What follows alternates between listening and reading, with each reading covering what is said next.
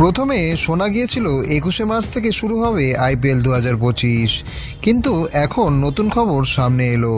এবার আইপিএল শুরু হতে চলেছে একদিন দেরিতে।